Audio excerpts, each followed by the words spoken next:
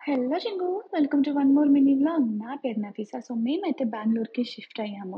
First నేను early morning fresh అయ్యి నమాజ్ చేసుకొని పాలు పొంగిచ్చేసాను. నెక్స్ట్ మార్నింగ్ చాయ్ పెట్టేసాను. అంటే మా హస్బెండ్ కూడా హెల్ప్ చేశారు. నెక్స్ట్ స్వీట్ లేకపోతే ఎలా అని చెప్పి ఫిర్నీ చేద్దామని డిసైడ్ అయ్యి స్టార్ట్ చేశాను.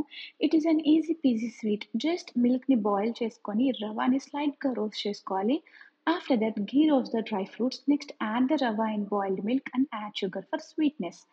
అంటే కొంచెం రవ్వ బాయిల్ అయిన తర్వాత షుగర్‌నయితే యాడ్ చేసుకోండి. ఆఫ్టర్ దట్ టేస్ట్ చెక్ చేసుకొని కుక్ అయిపోయింది అనుకుంటే స్టవ్ ఆఫ్ చేసుకోండి. అంతే ఫిర్నీ అయితే రెడీ అయిపోయింది.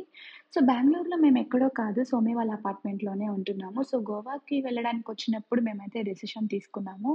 మీరు గనక నా గోవా వ్లాగ్ కానీ, షార్ట్ కానీ చూసుంటే మేము గోవాకి బెంగుళూరు నుంచి స్టార్ట్ అయ్యాము. అలా అయితే డెసిషన్ వచ్చిందనమాట. నేనైతే నా ఫ్రెండ్‌తో అయితే ఉంటున్నానిప్పుడు. అండ్ మేము ట్రావెల్ చేసిన రోజు మా మదర్ అండ్ ఫాదర్ యానివర్సరీ. ఆ రోజైతే సెలబ్రేట్ చేయలేకపోయాను. నాకైతే చాలా గిల్టీ అనిపిచ్చింది.